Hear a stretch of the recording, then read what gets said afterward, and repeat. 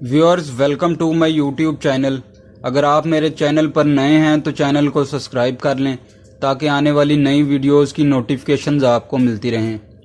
हनीफ उर्फ हनीफा और शफीक उर्फ बाबा ने एक ताकतवर गैंग तश्कील दिया जिसमें नवाज भट्ट उर्फ नाजी भट्ट, भोला सनियारा, हमायूं गुज्जर, वहीद उर्फ वहीदा, कालिया, पिंकी, खालिद चट्ठा, खालिद नाईवाला और शाहिद लंबा जैसे बदनामे ज़माना मुजरिम भी बाद में इस ग्रुप में शामिल हो गए, जिसकी सरबराही ख्वाजा ज़रीफ गुलशन उर्फ तीफ़ी भट्ट और ख्वाजा शकील उर्फ गोगी भट्ट ने की। पुलिस मुकाबलों और आपस की दुश्मनियों के बाद पिंकी, खालिद चट्ठा, शाहिद लंबा और खालिद नाइब वाला ही बच सके। अगर इनको कभी भी पुलिस गिरफ्तार करती तो तफ्तीश अक्सर इतनी कमज़ोर हो जाती कि वो क्लीन चिट के साथ सामने आ जाते। ख्याल किया जाता है कि गोगी भट्ट उर्फ तीफ़ी भट्ट ने एवाकी ट्रस्ट प्रॉपर्टी बोर्ड की इमारत के बाहर आरिफ आमिर उर्फ आरिफ टीपू ट्रक्का वाला पर कातलाना हमला की नाकाम कोशिश की। इस तरह की ये दूसरी कोशिश थी और इस फायरिंग के तबादले में कम से कम 5 लोग कत्ल हुए, जबकि टीपू समेत 11 दीगर जख्मी हुए। ख्याल किया जाता है कि जफरी नथ और 4 दीगर अफराद के कत्ल का तल्लुक भी इसी वाक़या से है। इस मामले में मुलजिम टीपू भट्ट का दावा है कि इसे गलत नामजद किया गया ताकि वो गोगी भट्ट और तीफ़ी भट्ट पर दबाव डालने और इनके खिलाफ एवाकी बोर्ड केस में शिकायत वापस ले। टीपू अमीरुद्दीन उर्फ बिल्ला ट्रक्का वाला का बेटा था, जो मजबूत आदमी था, जो 1990 की दिहाई में सामान की आमदरफ्त का काम करता था।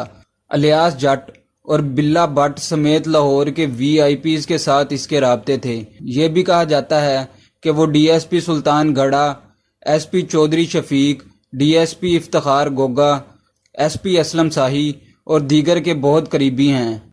हनीफा बाबा और शाहिद भट्ट जैसे अंडरवर्ल्ड के टॉप गैंग्स इसके डेरे पर पनाह लेते थे। शाहिद भट्ट एक सफाक कातिल था जो इससे कबल कुवैत में दर्जी की हैसियत से काम करता था। इसके 2 भाई थे जो शदर्रा में रहते थे।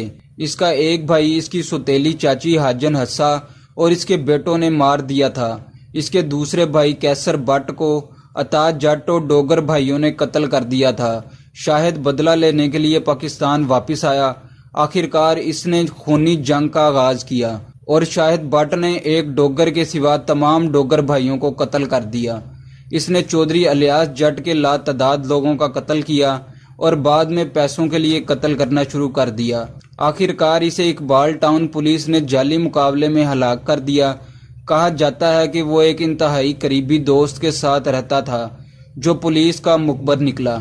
इसी तरह बिल्ला ट्रक्का वाला को हनीफा और बाबा ने अपने डेरे पर कत्ल किया। तब बिल्ला के बेटे टीपू ने पुलिस मुकाबले में अपने तमाम दुश्मनों को कत्ल करा दिया। खिदमत गुजार पुलिस अफसरान में से कुछ को मुजरिमों की पुश्त पनाही के लिए गद्दार करार दे दिया गया।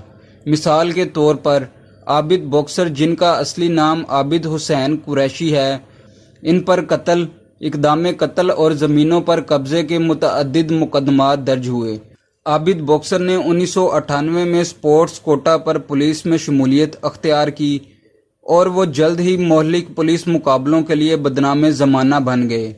इन पर यह भी इल्ज़ाम लगाया जाता है कि उन्होंने साबिक वज़ीर आला पंजाब मियाँ शहबाज शरीफ से करीबी रफ़ाकत रखी और बाद में इनके हुक्म पर कई जुराइम का इर्तिका किया।